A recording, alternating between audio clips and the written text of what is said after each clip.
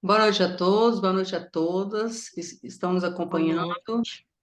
hoje nessa live, nessa reunião. Na verdade, nós estamos tratando dos trabalhadores temporários e a precarização do IBGE em todo o Brasil. Aqui em Goiás, nós estamos realizando essa live, essa reunião, com a participação de Paulo Lindsay, que é da Executiva Nacional, diretor da Executiva Nacional, e também faz parte da Auditoria Cidadã. Teremos a participação da Terezinha Aguiar, que é da Previdência Social e faz parte também do Sindicato dos Servidores Públicos Federais. Eu, Marta Helena Mendes de Queiroz, sou coordenadora sindical da ACBGE, Sindicato Nacional, aqui em Goiás, Núcleo Goiás.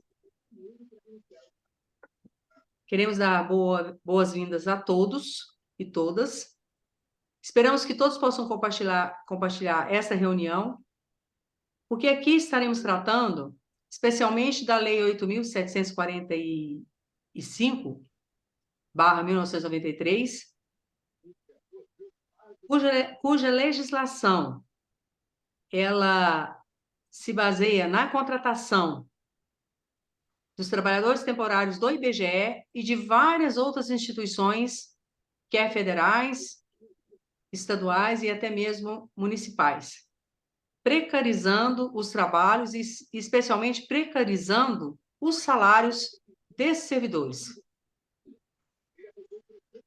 Então, teremos algumas pontuações relacionadas à questão mesmo da própria precarização do IBGE, relacionado a isso, a falta de concursos públicos no IBGE, o que afeta toda a instituição e afeta especialmente as pesquisas públicas, fundos de participação dos municípios e inúmeras pesquisas que o IBGE realiza. Então, agora mesmo nós estaremos passando a palavra aqui para o Paulo Lindsay, né, para estar tratando de alguns pontos importantes, né, e com a participação da Terezinha Guiar também. Posteriormente, nós teremos algum tempo aí para que ocorra debate, as perguntas, as considerações, certo? Para que nós possamos dar um encerramento positivo a esta reunião. Bom, Paulo Lindsay, Terezinha Aguiar, sejam muito bem-vindos a essa contribuição, a nos dar maiores esclarecimentos a todos os servidores do IBGE, especialmente os contratos temporários. E queremos aqui deixar o nosso abraço, a nossa gratidão, a participação de vocês. Nós sabemos que não é fácil, né? Nós estamos organizando essas reuniões, mas com certeza teremos algo positivo nesse sentido. Com a palavra, então, Paulo Lindsay. Seja bem-vindo, Paulo. Boa noite a todos e todas, né? Agradecer a Marta pelo convite, né? A gente poder estar aqui discutindo um pouco sobre a precarização do IBGE e também, de um modo geral, no serviço público, né? Hoje nós temos um dia importante, né? Tivemos um dia importante, estamos tendo agora ainda, aqui no IBGE, né? Foi uma decisão, uma deliberação do nosso Congresso, onde nós continuamos, né, a estar lutando pelos direitos da campanha salarial 2023 ainda dos trabalhadores temporários, né, porque nós, servidores públicos do regime jurídico único, tivemos na campanha salarial emergencial 9%, e eles nem esses 9% tiveram. Então, diante dessa situação dramática, né, já que o governo e a direção do IBGE não tomou um posicionamento concreto, nós resolvemos fazer esse tipo de manifestação, né, para que a gente possa colocar sob visibilidade essa precarização no IBGE. Né? Então, essa lei 8745 é uma lei muito nefasta e ela tem garantido a precarização em vários setores do serviço público, né, e ampliando, porque o IBGE tinha solicitado em torno de 2.400 vagas para concurso público entre o superior e o nível médio, depois aumentou para 3.000, e antes da autorização do concurso do IBGE, que não chegou nem a 900 vagas, houve aí uma autorização para quase 8.000, mais de 8.000 cargos temporários de nível médio e de nível superior. Então, ficou bem claro que o governo está recuperando parte do Estado brasileiro, né, ainda com trabalho precarizado, que é o trabalho temporário. Então, a gente não pode se contentar com isso. A gente agradece ao governo Lula pelo concurso, mas a gente acha, e a gente tem certeza, né, na realidade, de que nós precisamos mais concursos, porque só no IBGE nós temos mais de 5.000 cargos vagos para ser concursados. Então, em vez de eles botarem aí 8.000 cargos temporários, eles podiam usar as vagas que estão ainda vagas no IBGE para poder recompor um pouco a mão de obra. Aí depois, se não houvesse mais nenhuma possibilidade de concurso, aí sim você poderia contratar uma mão de obra temporária, né?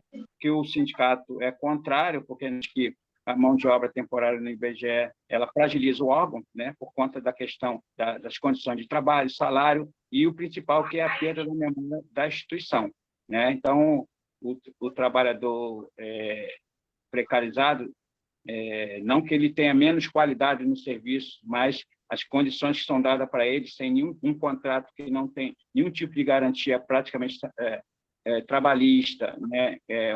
Um precário que não tem segurança jurídica nenhuma, e, além disso, com salários aviltantes, né? Hoje, um agente de mapeamento do IBGE, por exemplo, ganha R$ 1.374, pouco mais, R$ 65 a mais do que o salário mínimo, né?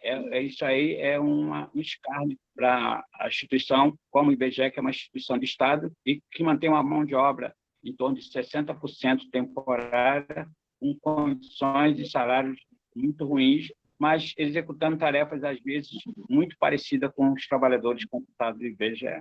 Então, em princípio, essa minha fala, e a gente vai conversando aí ao longo da nossa live. Ok, Paulo. Muito obrigada, Paulinho. Teca, você gostaria de falar? Está pronta? Não, estou aqui. Boa Então, noite, Marta.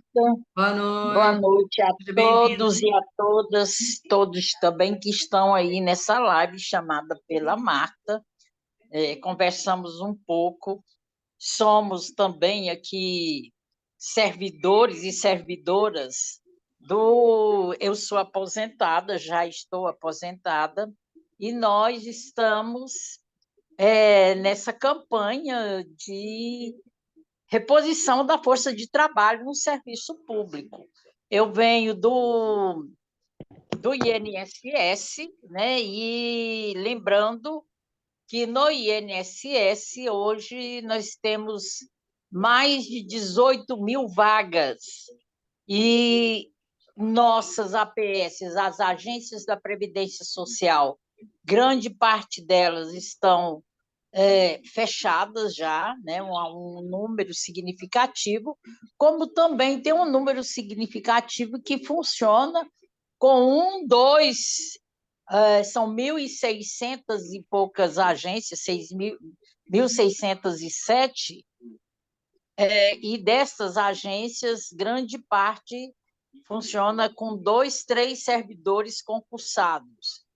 A prefeitura das cidades, elas têm contribuído aí com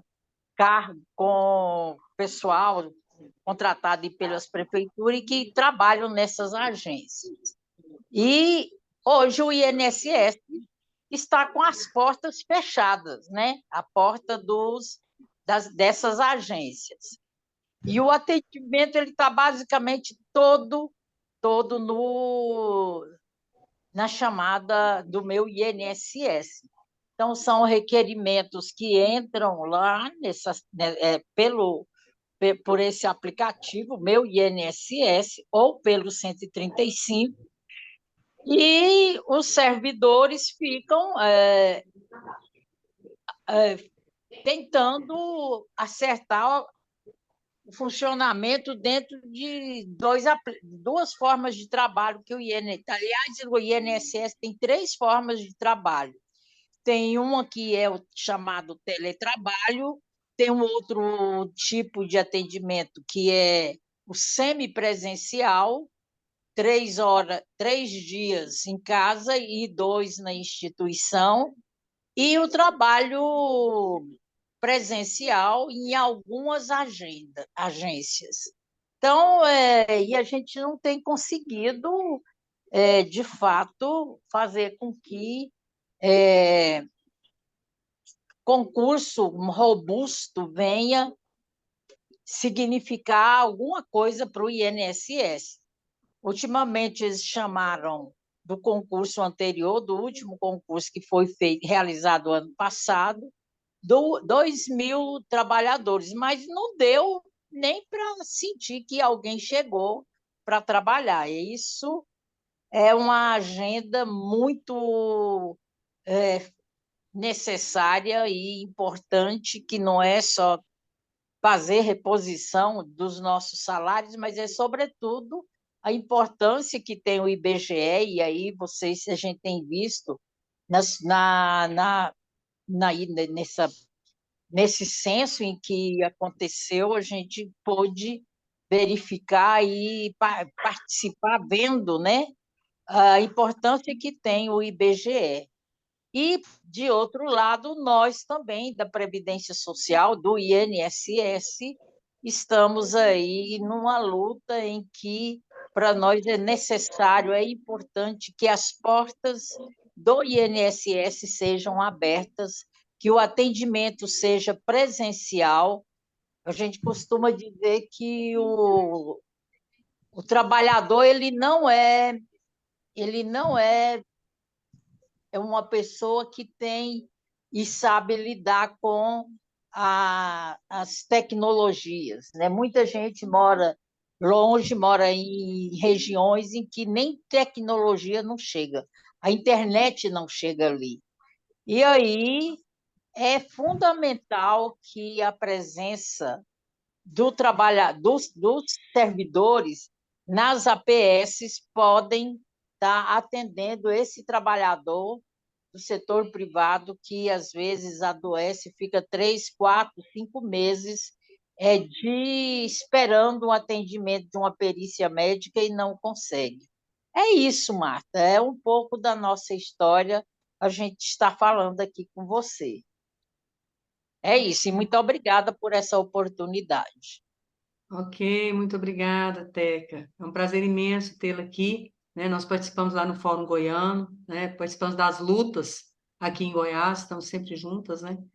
E vamos continuar aí firmes, né?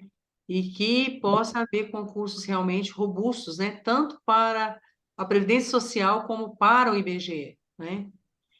Eu gostaria que o Paulo Lindsay falasse um pouco, né, sobre essa questão mesmo desse processo de precarização no IBGE, colocando assim na pauta, né, no que isso reflete na questão da qualidade das pesquisas, né, do próprio censo do IBGE, né, quando se precariza tanto as contratações, né? Quando o IBGE, por exemplo, ele coloca Não, Zé. na sua pauta, né, a questão do exercício da cidadania, né? E aí, como o IBGE está exercendo a cidadania com esse tipo de contratações, né? Como o governo federal está exercendo a cidadania com esse tipo de contratações? E, na verdade, a estatística oficial garantida na nossa Constituição, como é que ela fica, vamos dizer assim, na sua qualidade, naquilo que é necessário para um país? Bom, primeiramente a gente tem que entender em qual contexto, né, em qual cenário esse desmonte do IBGE está inserido. Porque eu sou servidor do IBGE, vou fazer 42 anos, entrei em 1981, ainda estou nativa, né? E eu cheguei no IBGE exatamente no momento do final da ditadura, e nós vivíamos no IBGE e no Serviço Público, de modo geral, o Estado loteado.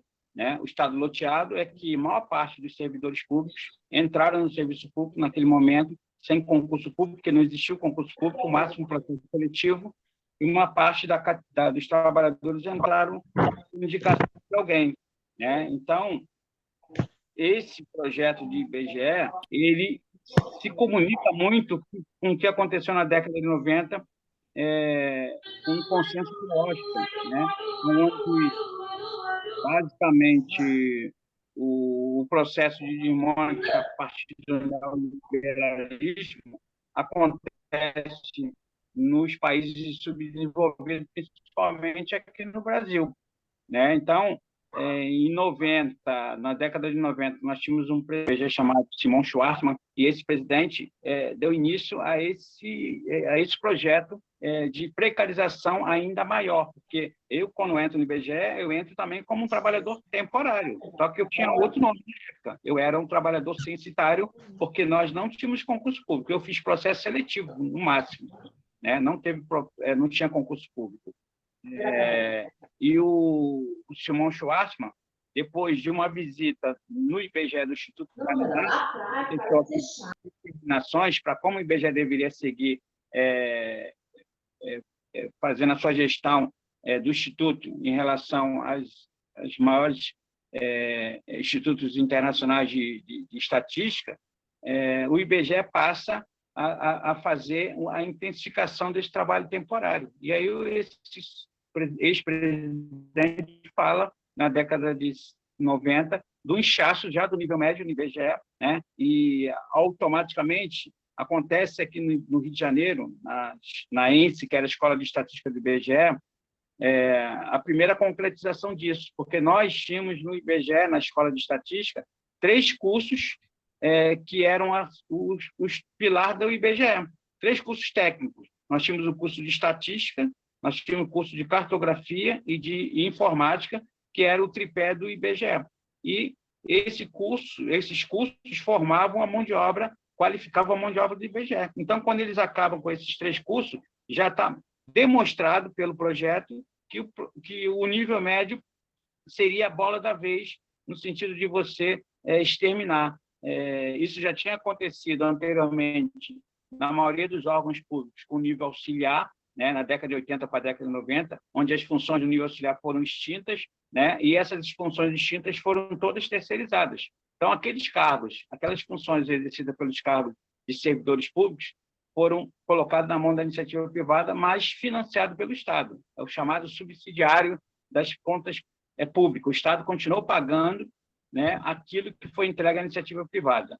E agora, nós tivemos há pouco tempo no IBGE, a Marta acompanhou bem isso aí, a questão do ataque à carreira de nível médio com a questão da tecnicidade. Né? A nossa coordenação de RH trouxe a tese de que os técnicos do IBGE não eram um técnico qualificado e as nossas funções eram repetitivas e sem complexidade. Né? O sindicato, junto com os trabalhadores, conseguimos comprovar que, na realidade, o técnico do IBGE era muito técnico, e, por conta disso, a gente conseguiu ganhar, né, essa disputa. Né?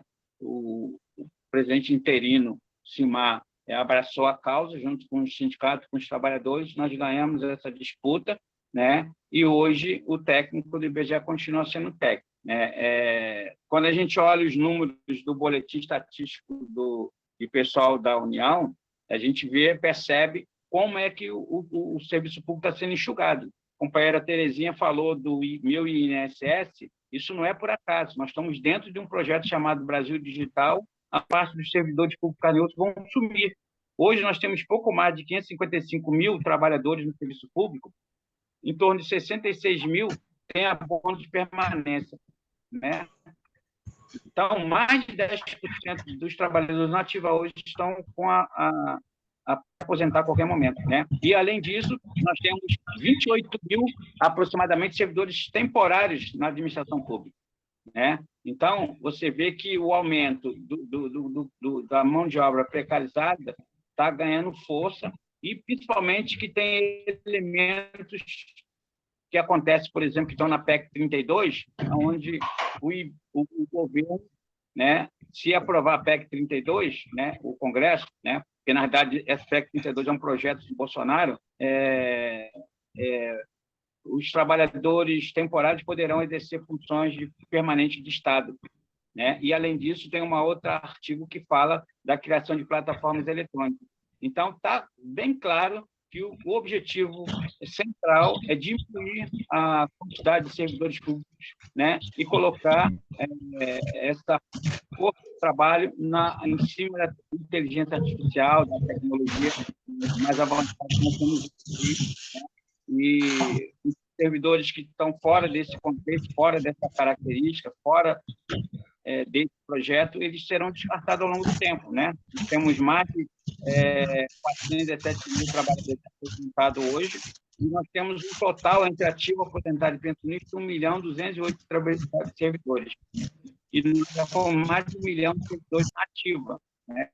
Com menos da metade disso. Então, esse é um projeto que nós precisamos trabalhar contrário a esse desmonte, porque o desmonte do serviço público, da não contratação de mão de obras qualificadas e concursadas, terá um reflexo direto na mão de obra do trabalhador ativo e também do aposentado e pensionista, porque o aposentado e pensionista ele só tem direito adquirido se você tiver carreiras concursadas no mesmo regime. Então, se houver um regime que seja diferenciado, como acontece com o trabalho temporário, cada vez mais a carreira vai se enfraquecendo, o regime próprio de previdência vai se enfraquecendo, porque hoje nós vivemos um regime, a partir de 2013, híbrido, né? O que significa híbrido? Significa que nós temos, até o teto do INSS, a contribuição coletiva, e, acima disso, quem ganha mais do que isso vai ter que ter previdência complementar individual.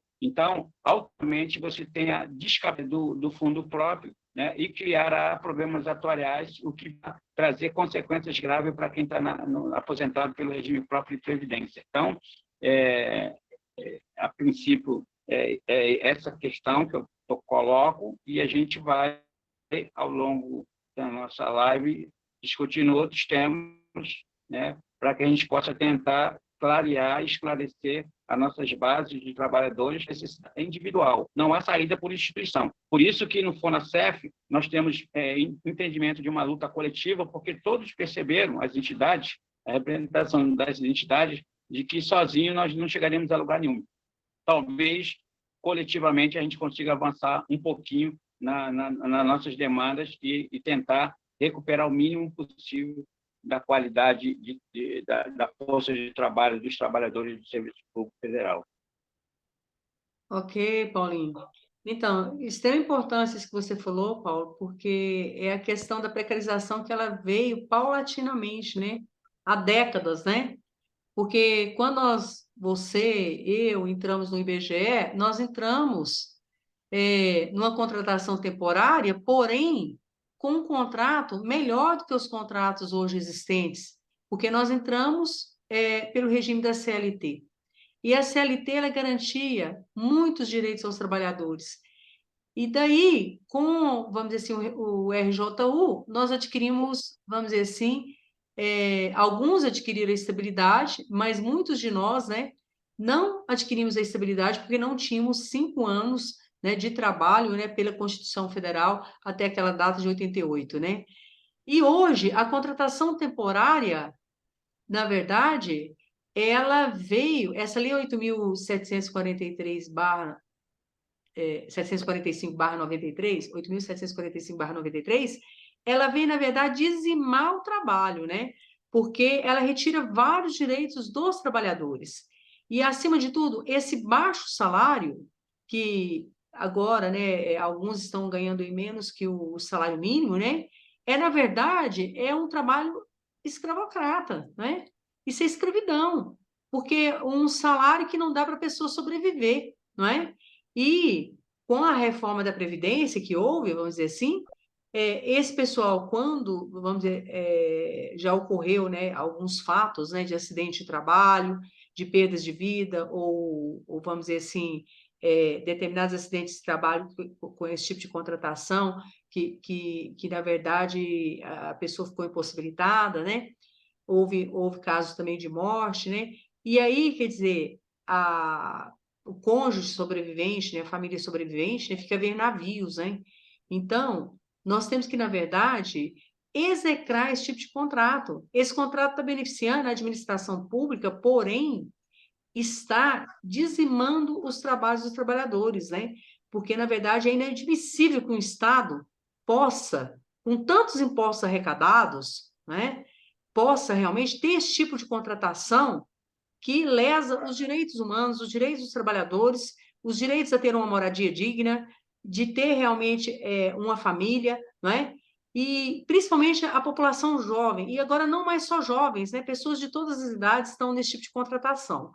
Então, eu penso que, realmente, a saída é uma questão coletiva mesmo, né? Nós temos que nos organizar coletivamente.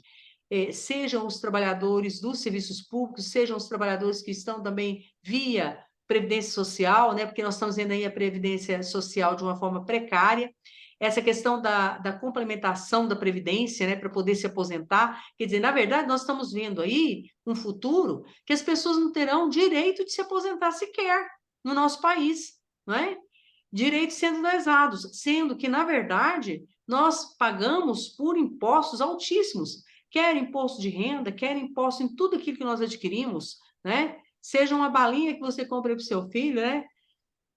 Um abraço aí, companheiro.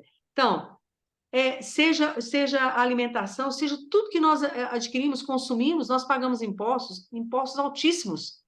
A União, na verdade, ela arrecadou muito imposto, os entes federados, né, em nível estadual e mesmo municipal, têm arrecadado muitos impostos de uma forma geral, especialmente durante a pandemia, né, e hoje ainda, né, e o que eles estão realmente contribuindo em termos de administração pública para a população, em termos de serviços públicos de qualidade, né? O Brasil é um país rico, rico entre aspas, né? Exporta para o mundo todo, né, alimentos. E aí, quando vai fazer uma estatística, tem que fazer uma estatística explorando o trabalhador? Não. O IBGE já contratou em tempos passados, em décadas passadas, contratos temporários, que as pessoas saíam do IBGE durante o censo, por exemplo, adquiriam um carro, né? Comprava, dava entrada até no imóvel, quer dizer, dava conta de fazer algo, né? Na década de 80. E hoje? Ganhava mais do que um funcionário do Banco do Brasil. Era realmente valorizado a instituição. E hoje? O que nós temos no IBGE? Né? Nós temos do IBGE, na verdade, uma exploração do trabalhador. Isso sim. Né? E deveriam ter vergonha disso. O Brasil deveria ter vergonha de ter um instituto oficial que trata da estatística do país e explorando a mão de obra dessa forma. Né? Assim como também os entes federados que estão com esse tipo de contratação, onde lesa os direitos dos trabalhadores.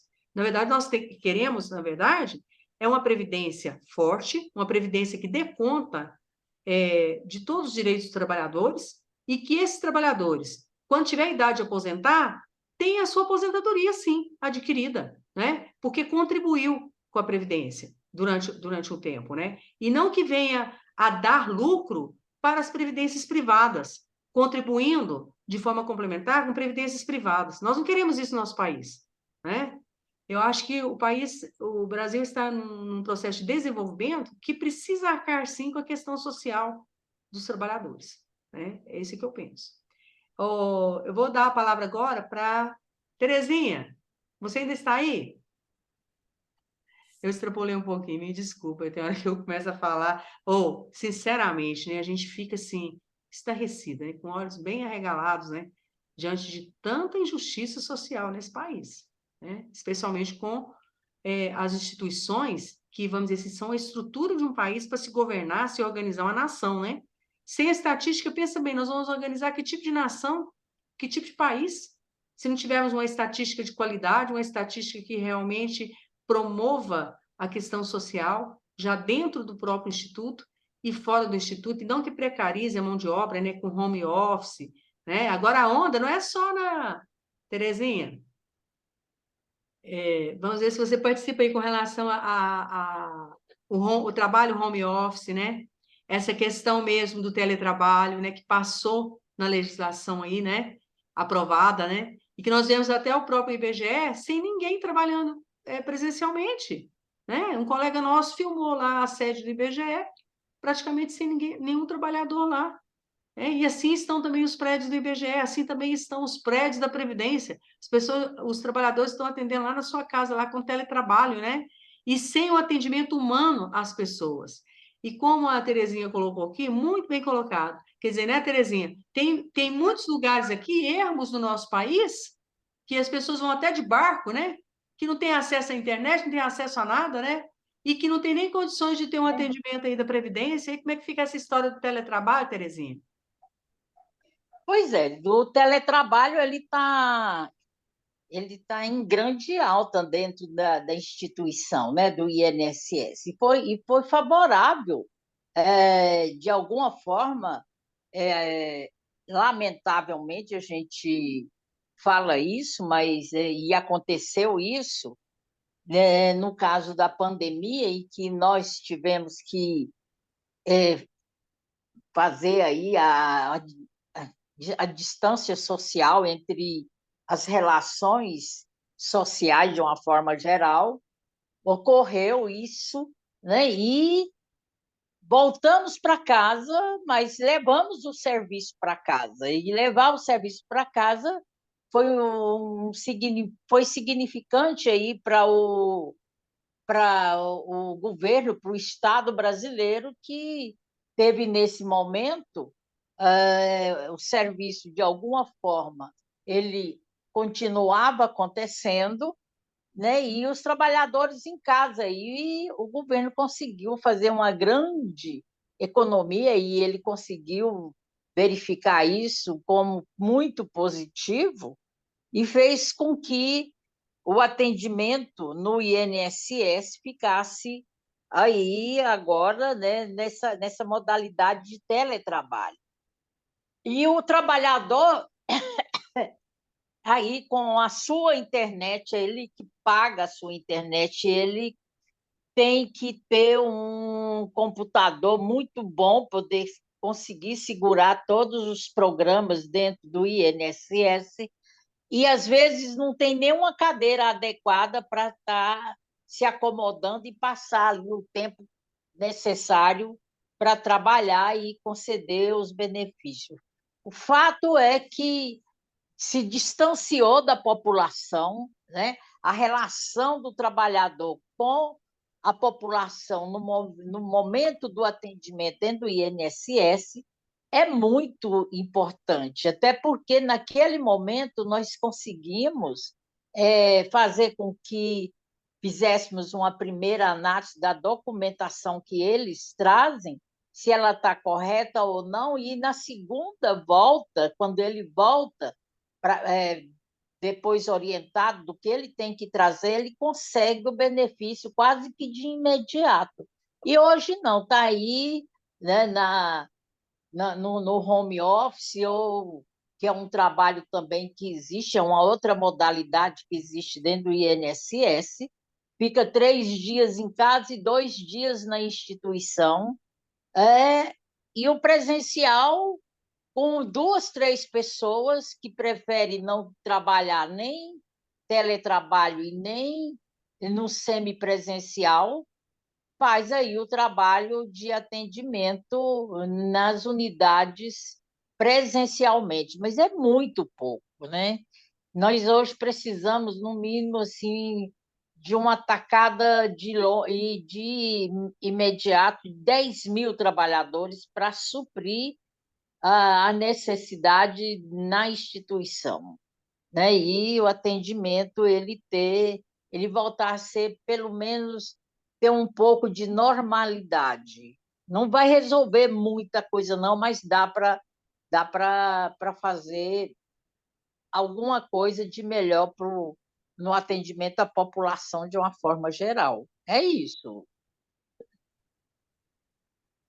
Muito bem, Terezinha, muito esclarecedor aí, né, as suas considerações, né, a questão da pandemia foi um evento realmente que necessitava do distanciamento e do atendimento à distância, né, porém, passou a pandemia, voltamos à normalidade, mas os trabalhos não voltaram à normalidade, né, e há poucos dias mesmo soltaram a nota, né, que estariam realmente dando as licenças, né, para depois averiguar, né, porque na verdade não tinha como estar averiguando imediatamente a documentação, né.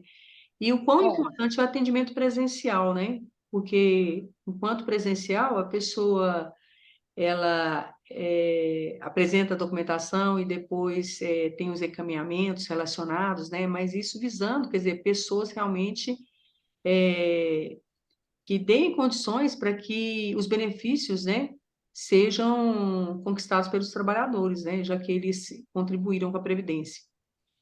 Bom, Mas também é bom lembrar, né, Marta, por exemplo, se um salário maternidade que você tem que conceder, a mulher está aí, ganhou o bebê, o filho nasce, ela fica em casa com a criança, mas não está recebendo, porque a empresa não paga, o INSS também não lhe dá o salário maternidade. É muita loucura, muita coisa. Eu, por exemplo, eu estou com um irmão que ele tem 4 meses, que ele ficou 4 meses distante do trabalho dele, tem carteira assinada, não conseguiu ainda hoje a fazer a perícia, ele conseguiu voltar e o patrão dele, por característica de entender que ele é um bom trabalhador, aceitou ele voltar sem ele ter a alta, sem ele ter o benefício concedido pelo perito do INSS, sem ele ter conseguido também, sem conseguir a alta para voltar ao trabalho, e está aí nessas condições, né, de estar trabalhando sem ter alta pelo INSS, uma vez que ele nem o atendimento para entrar em benefício ele teve. É muita coisa, né? Hoje se fala em 1 milhão de perícias aguardando atendimento. Você tem 1 milhão de benefícios, dos benefícios assistenciais, que é o da LOAS, Lei Orgânica da Assistência Social. Você tem 1.700.000 requerimentos aguardando uma resposta do INSS. E vai somando, né? Vai somando, e são números astronômicos, como esse que a gente acabou de falar. E, no entanto, não sai, né? O INSS tem que ser reestruturado, os problemas dos equipamentos tecnológicos também muito defasados, a própria Dataprev que não consegue dar um suporte necessário, e por aí as coisas vão acontecendo e os trabalhadores vão não tendo o seu benefício concedido. Então, é uma coisa muito louca mesmo, viu? É muito dolorido a gente pensar que as coisas estão dessa forma. sim, realmente é assustador, né? Nós pensarmos que a que ponto chegou a Previdência Social no nosso país, né? Eu vou dar um break aqui com relação a uma paradinha aqui, só para responder, talvez a Teca ou o Paulo Lindsay possa responder o Matheus, que ele colocou uma questão aqui. Marta, mas você e os amigos da reunião acreditam que em um cenário de curto ou de médio prazo, os salários dos APMs possam ser modificados? Claro, para melhor. Será Bom, que há uma luz no fim do túnel, ô Paulo?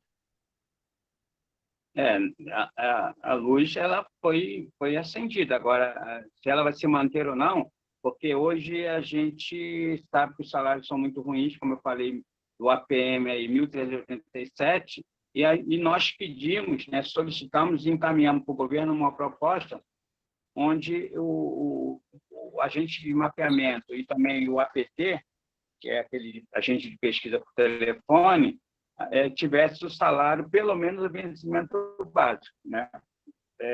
Hoje está o vencimento básico do nível médio está em 2.676, só o vencimento básico, né? Tem outras gratificações aí. Isso está encaminhado ao governo. O governo, o IBGE, no seu conselho diretor, o comitê de carreira, o sindicato, todos concordaram com essa proposta, e os trabalhadores também. Isso foi encaminhado ao governo. Até agora o governo não se pronunciou, porque depende de orçamento, né? Mas a gente pediu que, pelo menos, enquanto eles não resolvessem essa questão, eles dessem os 9% que foi dado para os trabalhadores do quadro permanente. Nem isso, até agora, solucionou. No dia 10, eu vou estar participando lá pela IBGE da reunião com o governo em Brasília, né? É a segunda reunião, essa reunião agora específica da questão financeira. Ainda não é uma reunião que nós vamos discutir essa questão do temporário, né? Porque essa reunião ela tem caráter de discussão mais geral, né?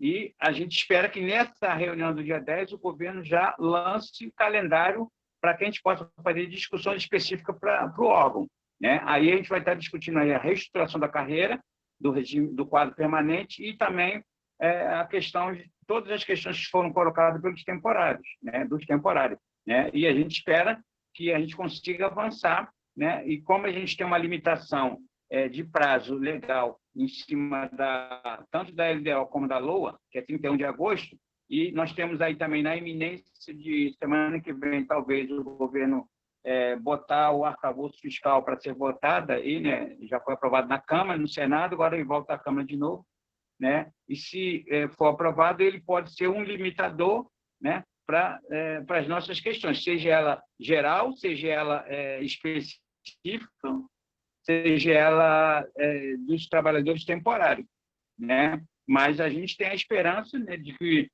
com o novo presidente, o Márcio Postman, que tem uma visão mais progressista, é um cara que lutou sempre contra a reforma da Previdência, trabalhista, todas as contra-reformas que foram feitas pelo projeto neoliberal, que ele possa, nesse momento, que tem uma interlocução maior com Lula, né, já que ele é amigo do Lula, ele possa reivindicar para o Instituto, né, melhorias na questão salarial dos servidores temporários, né, e também dos trabalhadores do quadro permanente, né, porque sem a liberação de orçamento não tem como alcançar o que nós estamos pleiteando. Então, nós precisamos urgentemente, né, que o governo sinalize com esse calendário para que a gente possa fazer as nossas reuniões específicas, né? O novo secretário de pessoal que vai atender as categorias é o José Celso, que foi presidente da FIPEA, da associação lá do IPEA, né? Hoje ele vai ser impulsado como secretário de pessoal, é ele que vai estar fazendo essas negociações específicas, né?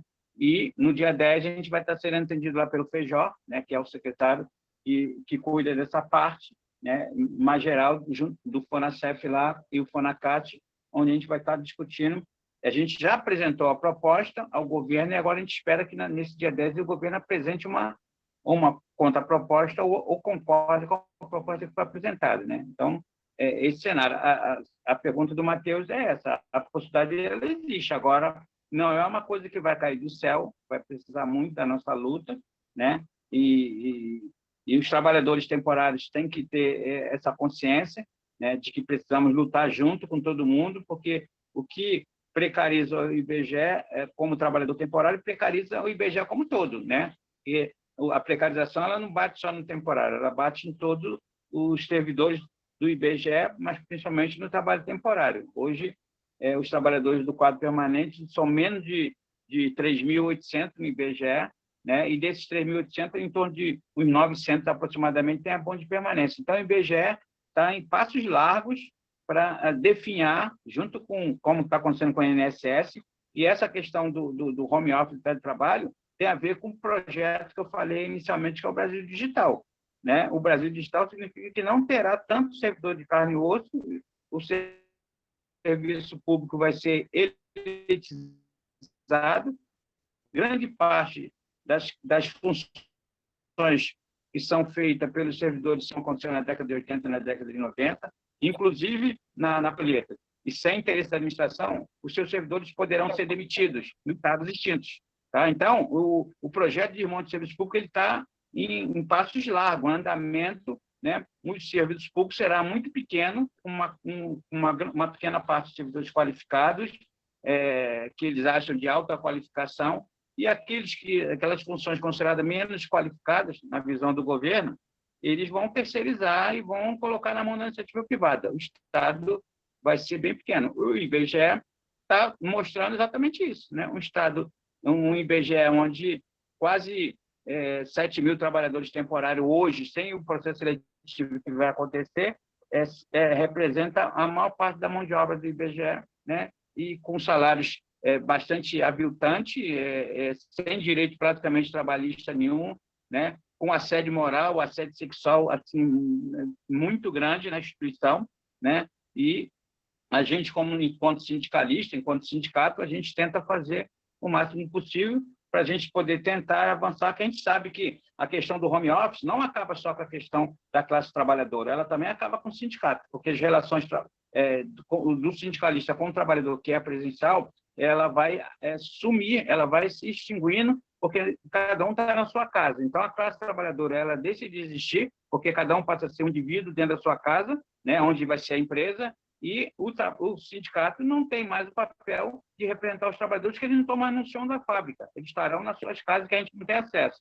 Então, é um projeto muito bem delineado, muito bem pensado, no sentido de você extinguir de vez o sindicato, as representações sindicais, e automaticamente a classe trabalhadora vai diminuir, vai ser cada vez mais precarizada, né? Quando a gente pega os números do IBGE, a gente vê exatamente isso, né? Hoje nós temos aí em torno de 96 milhões de pessoas na força de trabalho e pouco mais de 42 milhões de pessoas têm carteira assinada. A maior parte é trabalho precário, sem direito nenhum, e mesmo aqueles que têm carteira assinada, nós temos aí o chamado trabalho intermitente, que é aquele que você tem a carteira assinada, mas você trabalha muito menos tempo do que você precisaria, né? E como uma das engenharias que eles aplicaram foi que, na época da discussão da reforma trabalhista, você não podia ganhar menos que o salário mínimo, então eles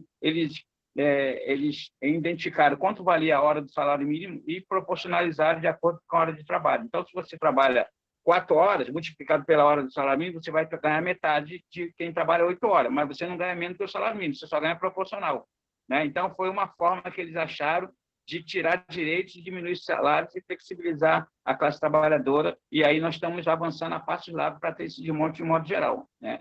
É isso. Muito boas explicações do Paulo Lindsay, né? Com certeza, né, essa questão da reforma da Previdência e todo esse desmonte do Estado, né, brasileiro, que não é só no Brasil, né, é uma questão mundial também, né? Essa questão de tornar o Estado mínimo ou até inexistente, né? A terceirização, a precarização, que já tem anos que nós estamos falando isso no sindicato, e agora ela chegou com força total, né, e no IBGE, nos órgãos públicos, né? E mesmo na iniciativa privada também, né?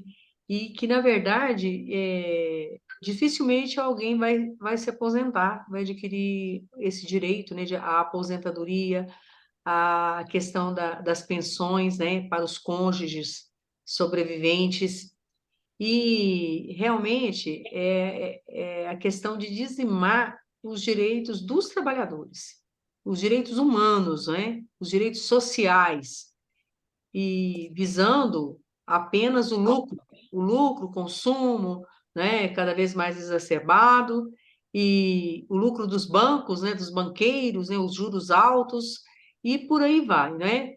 O aumento dos impostos, né, porque nós já pagamos muitos impostos e até hoje a tabela do imposto de renda ela não foi, né, atualizada, né? E os trabalhadores cada vez mais tendo esses descontos diretos na fonte, não é o caso dos trabalhadores que estão em contratos precários, porque ganham tão, vamos dizer assim, o salário é tão mínimo, né, e até abaixo do mínimo, né, do salário mínimo, né, que nem não estão nessa tabela dos impostos, né? Mas pagam impostos, sim, né? E esses impostos não são, vamos dizer assim, voltados para a cidadania das pessoas, né? Eu vejo que essa questão do trabalho home office, o trabalho teletrabalho, o trabalho intermitente, né? Intermitente, é a questão mesmo da proporcionalidade de horas trabalhadas para a questão mesmo previdenciária, né? Ela acaba fazendo com que desapareça o trabalhador, desapareça o sindicato, como o Paulo Lindsay colocou, né? E que, na verdade, daqui a pouco, é o indivíduo pelo indivíduo. Quer dizer, onde estarão as coletividades para a luta coletiva, né? É simplesmente desarticular, vamos dizer assim, a organização das pessoas no sentido da coletividade, no sentido mais humano, mais social, né? E mais próximo, né, uns dos outros, relacionado às suas necessidades, né? Para que possam realmente criar soluções mais benéficas à qualidade humana, à qualidade de vida, à qualidade ao trabalho, né? E, acima de tudo, a qualidade das famílias, né? A qualidade no sentido de sobrevivência e existência humana. Então, isso é muito grave, isso que está acontecendo. E nós não vemos realmente uma luz no fim do túnel relacionado à questão das representações políticas existentes no nosso país, e muito menos com relação à luta por esses direitos humanos e sociais no nosso país, né? O IBGE é uma grande instituição, e essa instituição ela sempre colocou em pauta a questão da qualidade da estatística. Os servidores do IBGE, ao longo de décadas, trabalharam para isso, né? Tanto é que, por muitos e muitos anos, né, não veio ninguém de fora para ser um presidente do IBGE, né? Porque, na verdade, o IBGE sempre primou pela estatística, na verdade, uma estatística que fosse de Estado, né, e não de governos que passam por aqui, por ali, né? Então, nós realmente queremos aqui deixar, né, essa reflexão, né, que possamos realmente fortalecer o IBGE, fortalecer a previdência social do nosso país, fortalecer as instituições públicas que deem conta da estrutura orgânica, né, do nosso país. Bom, eu vou passar a palavra para a Terezinha. Terezinha, você ainda continua aí, Teca? Diga, fala, minha criança. Então, eu quero que você fale aí sobre essa questão mesmo dos concursos públicos, né? Se é uma luz no fim do túnel aí relacionado aos concursos públicos, né? A Previdência Social, e se, vamos dizer assim, esse trabalho intermitente, se ele chegou aí na Previdência Social também, se há terceirizações aí na Previdência Social, né?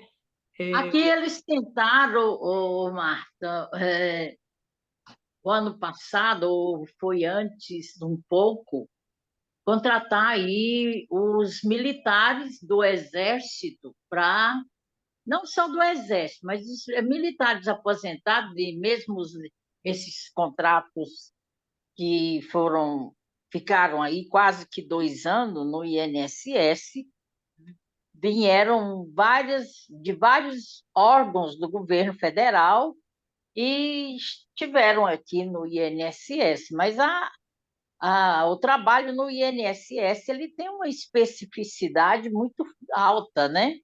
Que é bem inerente, bem próprio da própria instituição.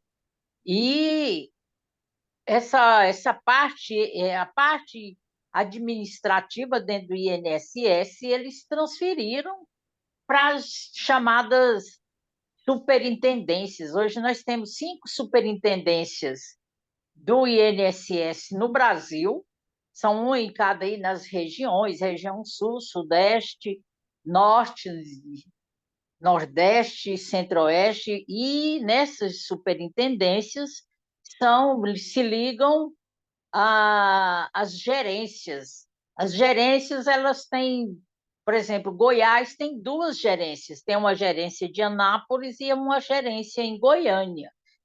E as APS, que são as que trabalham direto atendendo o público, ou trabalhava e hoje não trabalha mais, que estão nessas gerências. Na gerência executiva de Goiânia, nós temos aí aproximadamente, que até onde eu tive informação, e que a gente vem de quase 6 meses acompanhando os dados, nós tínhamos mais de 50 APS. Hoje a gente tem em torno de 28 APS.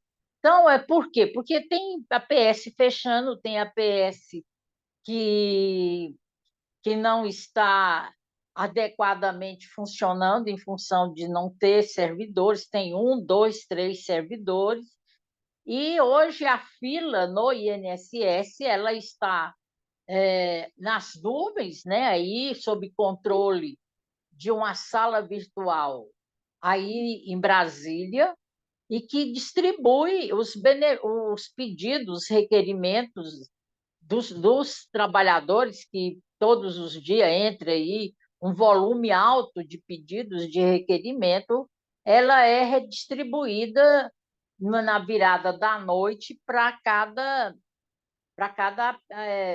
APS, né? E aí os trabalhadores vão ali, puxam as tarefas que estão no seu tá ali dentro da APS, do ponto de vista ali, é, é uma agenda que funciona virtualmente, e um trabalhador do INSS, um servidor aqui de Goiânia, pode estar pegando um pedido de uma pessoa lá do Rio Grande do Norte, ou do Rio Grande do Sul, ou do Pará, do Paraná, enfim. A fila ela funciona virtualmente, e hoje você tem uma caixa única que entra todos os requerimentos e tem a redistribuição que vai para essas APS. Então, é muito difícil, porque uma pessoa analisando um benefício de um trabalhador do Vale do Jequitinhonha, aqui em Goiás. Então, você está ali trabalhando diretamente com o olho preso no computador, no vídeo ali, e tentando ver aquela documentação para conceder o benefício que ele está pedindo. Essa é a realidade, e é difícil, porque a gente sabe que ficar com os olhos presos ali no vídeo de um computador mais de 1 hora, a gente sente uma fadiga muito grande na visão e no próprio trabalhador como um todo. Então, é muito difícil, está muito difícil. Tem que, de fato, funcionar presencialmente, fazer o primeiro atendimento, para que as coisas, do ponto de vista de funcionamento, seja no teletrabalho ou no trabalho semipresencial, flua mais. Esse é o nosso entendimento, e que nós entendemos que, de fato, o INSS tem que fazer um concurso robusto, um concurso que vá contratar de 5.000 para 10.000 pessoas, trabalhadores, de uma vez por todas. Essa é a nossa opinião, é o que nós entendemos, é o que nós estamos lutando dentro do INSS para fazer que o atendimento volte a ser presencial. É isso, Marta. Excelente, muito boas as considerações, trazendo para nós aí a realidade da Previdência Social, né? Neste processo Pois de é. precarização, de atendimentos à distância, né? Eu gostaria, Pois é. eu gostaria de passar a palavra para o Paulo Lindsay para falar também da questão, né, da problemática dos trabalhos home office com relação ao IBGE, né? O teletrabalho relacionado ao IBGE, um pouco comparando aí com a Previdência Social, né? Como é que andam esses trabalhos no IBGE?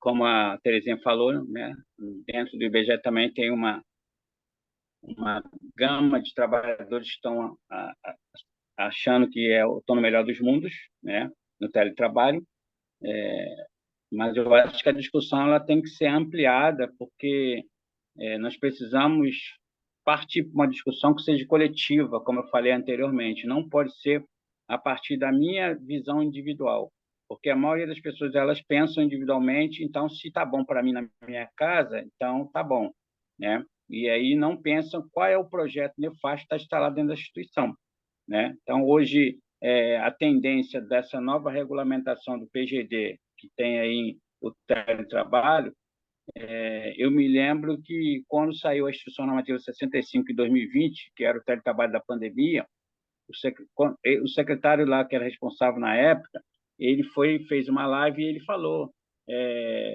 que esqueçam o teletrabalho da pandemia. O teletrabalho da pandemia foi uma necessidade sanitária.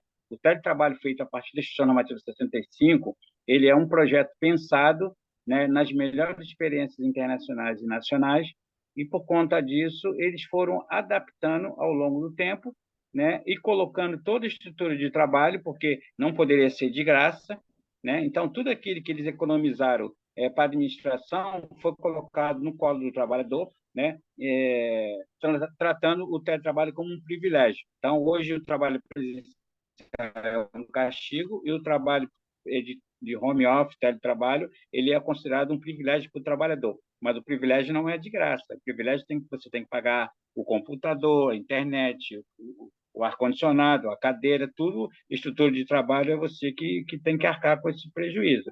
Então, e além disso, com a nova legislação agora, eles acabaram com desculpa, com o ponto, seja ele em qual modalidade de trabalho que você tiver, e substituir pelas metas.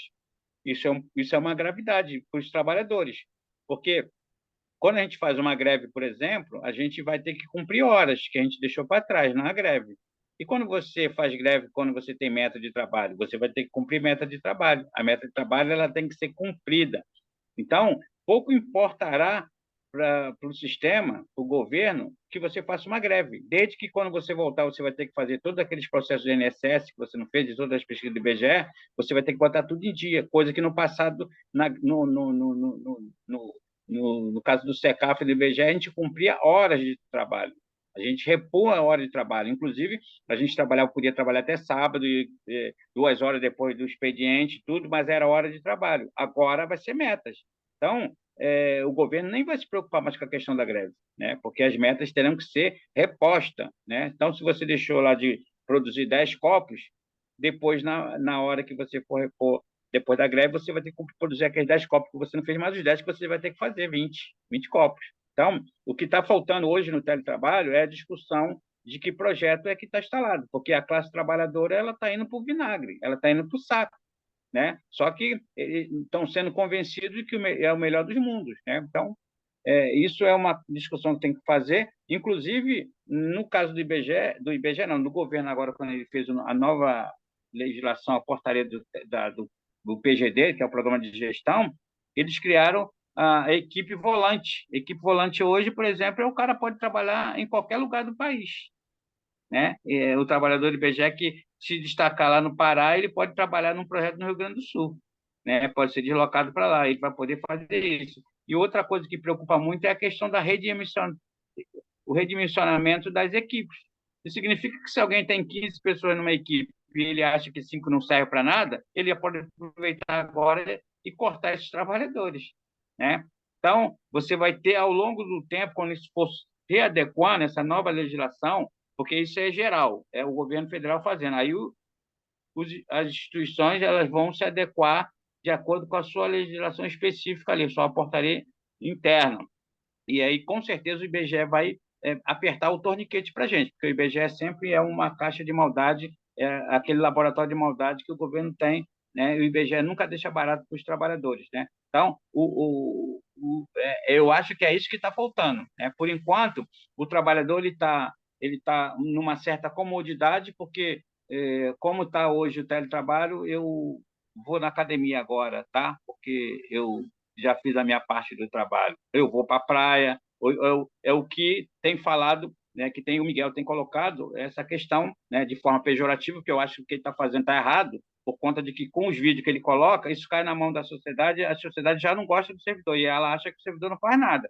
na realidade, como a Terezinha falou, são várias modalidades de trabalho diferenciadas, mas o trabalhador está trabalhando. Agora, o que precisa se discutir é se esse gerenciamento, essa forma de gestão, para onde é que vai levar a classe trabalhadora. Eu acho que isso o trabalhador tem que discutir, tem que ver, né? Porque nós estamos nos separando, nós estamos se tornando individualistas cada vez mais, né? Sem representação sindical, porque o sindicato some, né? Mas a gente vai resolvendo o nosso ego, nosso projeto pessoal, né? Só que está acontecendo um adoecimento, está acontecendo o assédio moral, o assédio sexual, inclusive, né? Em vários locais das instituições públicas nesse país que a gente não está sabendo, porque a gente agora não vê mais o trabalhador está na casa dele. Então, tudo que está acontecendo, e com esse negócio de não ter mais horário de trabalho, você vai poder ser acionado a qualquer hora da noite. Né? Eu me lembro que assim que saiu que se popularizou mais o celular, aí as empresas começaram a dar celular para o trabalhador. Né? Aí o trabalhador ficou muito feliz, pô, eu sou um cara que tem o privilégio de ter um celular da empresa. Só que ele não conseguiu ver que quando ele estava no churrasco lá na casa dele, meia-noite, o cara ligar e falar, cara, você é o único cara que pode me salvar. Vem aqui agora que eu estou precisando de você para fazer uma tarefa aqui na empresa. Eu não confio mais em ninguém. Então, nesse momento agora, você vai abrindo cada vez mais as possibilidades que o sistema vai se adequando, né, para conseguir ludibriar os trabalhadores e cada vez mais tornar o trabalho mais individualizado, mais precário, e com essa redução de equipes, a gente vai trabalhar cada vez mais. Então, esse é um grande problema, né? Eu acho que a gente precisa discutir mais, né? Porque não dá para ser uma discussão assim superficial, contra ou a favor. Nós precisamos discutir para ver verdadeiramente quais são o que é avanço e o que é retrocesso. Porque se ficar cada um avaliando na sua perspectiva individual, se o cara estiver bem na casa dele, ele vai falar que esse é o melhor dos mundos para ele. Agora, se o outro não estiver tão bem assim, ele vai falar, não, isso não é o melhor mundo para mim. Então, a gente precisa fazer uma discussão mais aprofundada, sair dessa perspectiva individual e partir para uma perspectiva mais geral. Marta, eu queria agradecer aí, né, finalizando a minha participação, foi um prazer conhecer a Terezinha aí também, né? Apesar de que eu já vi elas em outros lugares, né? E é sempre uma guerreira, né? Eu acho que esse debate aqui é importante e sempre é importante o debate. Esse dia de hoje que nós fizemos no IBGE sobre essa questão do trabalho temporário foi uma forma de você colocar essa pauta, né, dos trabalhadores mais precarizados no órgão, invisibilidade da nova diretoria que vai entrar, né, do novo presidente e também do próprio governo Lula, para que a gente possa tentar avançar, né? E a gente sabe que o projeto principal do sindicato não é o trabalho temporário, e sim concursos públicos. Então, a gente precisa que o governo restabeleça essa quantidade de mão de obra, né, que está acontecendo não só no IBGE, nem no INSS, mas em todo o serviço público, de monte, geral, que a gente precisa recompor, já que o governo Bolsonaro ele desmontou de uma forma assim drástica, né, e draconiana o serviço público, e a gente tem essa possibilidade agora, talvez, né, no governo mais progressista, de você ter aí um pouco mais de visão de uma gestão que seja mais qualificada, mas também que seja uma visão de Estado onde os órgãos e os trabalhadores sejam valorizados na questão não só financeira, mas também na qualidade de vida dentro do trabalho, porque nós trabalhamos muito nessa instituição. O IBGE tem mais de 87 anos, né? Fez 87 anos agora, e a gente contribuiu, pelo menos na nossa vida laboral, pelo menos um terço dessa história, nós, trabalhadores do IBGE, contribuímos, né? Os que estamos aí há mais tempo, né? Eu vou fazer agora 42 anos, ainda estou na ativa, né? E ainda tem muita luta para se fazer pela frente, e a gente está aí sempre disposto. Se for necessário, mais na frente, a gente fazer um debate, eu estou disponível. Falou? Obrigado aí pelo convite. Obrigada, Paulo. Que coisa boa eu te ver aqui junto novamente. Eu já tive a oportunidade de ver em alguns fóruns do Fonasef, a gente conversando. Eu estou sempre lendo as suas as matérias em que você escreve, você tem sido assíduo nesse sentido, e é muito bom, né, a gente saber e que tem esse guerreiro como você, que insiste aí com 42 anos de trabalho. Eu costumo dizer, eu tenho 69 anos de idade e eu tenho 40 anos de trabalho, né? E eu somo os 70 anos já e mais 40 de trabalho, eu digo, olha, eu já estou com 130 anos, que é aquele fator previdenciário que a gente usa para fazer a contagem de uma aposentadoria, né? Então, veja bem, Paulo, muito obrigada por ter tido essa oportunidade de estar junto com você nesse momento que foi promovido pela Marta, né? E nós conversamos bastante, acho que a gente tem muita coisa que nos une, né? O IBGE com o INSS, com as universidades, com o pessoal aí da FUNAI, do IBAMA, e essa unidade nossa tem que fortalecer para que a gente chama a atenção dos governos, né? Eu acho que a gente está vendo o Lula aí numa tentando buscar a aprovação de seus projetos, mas tendo que abrir mão de alguma coisa, e isso não pode, nós não podemos permitir isso. Eu fico muito ressentida vendo esse tipo de coisas. Então, nós temos aqui mesmo, né, de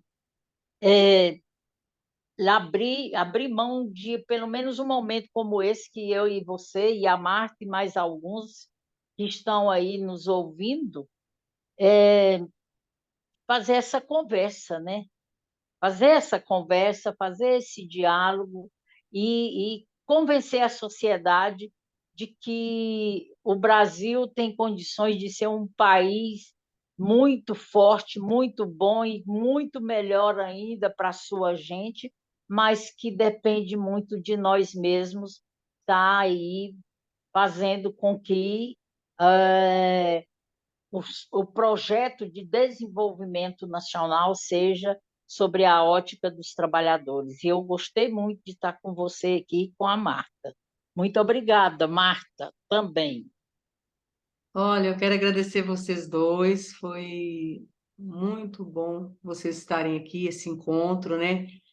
Previdência Social e a CBGE, né? Nós sabemos que nós somos unos, né, aí nessa luta, né, dos sindicatos federais, e a CBGE está junto aí, também o FONASEF, FONECAT, né?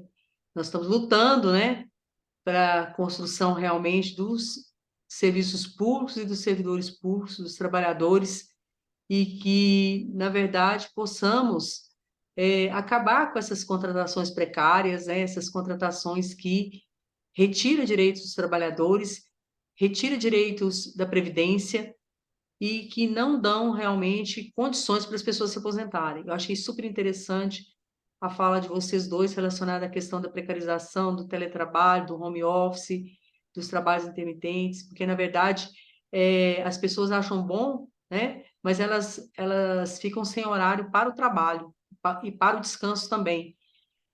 A Teca falou com relação às condições de trabalho, né? O tipo de cadeira, né? O tipo de computador, né? Vamos dizer assim, o lugar do trabalho, né? O uso também, como o Paulo Lindsay colocou, o uso dos equipamentos, né? Do trabalho, que na verdade passa a ser do indivíduo, né? E não da instituição.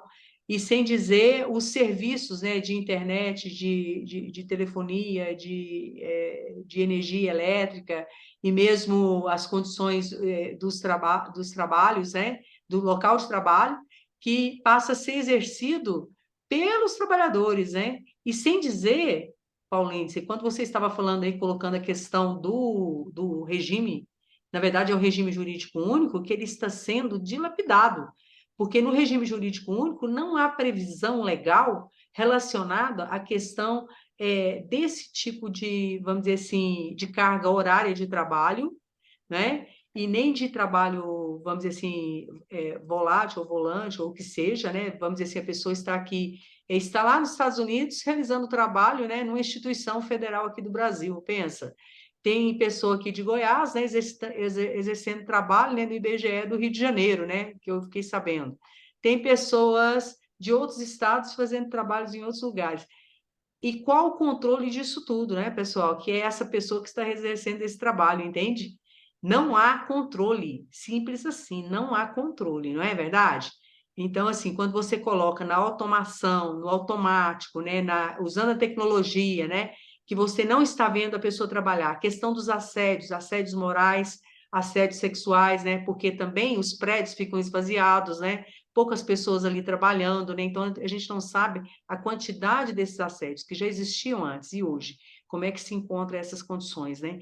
Então, nós temos que realmente nos unirmos mesmo nessa luta trabalhista, nessa luta dos direitos humanos, direitos sociais, né, direitos do trabalhador, e que esses direitos possam ser exercidos, sim, né, pelo Estado brasileiro e também pelas instituições privadas, né, dando condições reais para os trabalhadores. Eu gostei muito desse nosso encontro, espero que possamos ter mais encontros, viu, Paulo e Teca? Eu acho que foi bem esclarecedor. Essa reunião está gravada e nós vamos disponibilizar nas redes sociais. E que possamos ter concurso Ok. público, né? De fato e de verdade. Vamos continuar na luta aí. Obrigada. Um abraço, Marta. Obrigada. Ó, um abraço enorme para vocês. Grande beijo. Deus abençoe vocês. Obrigado por estarem aqui, tá? Depois eu vou mandar o link lá da gravação. Obrigada. Obrigada. Tchau, tchau. Com Deus. Tchau.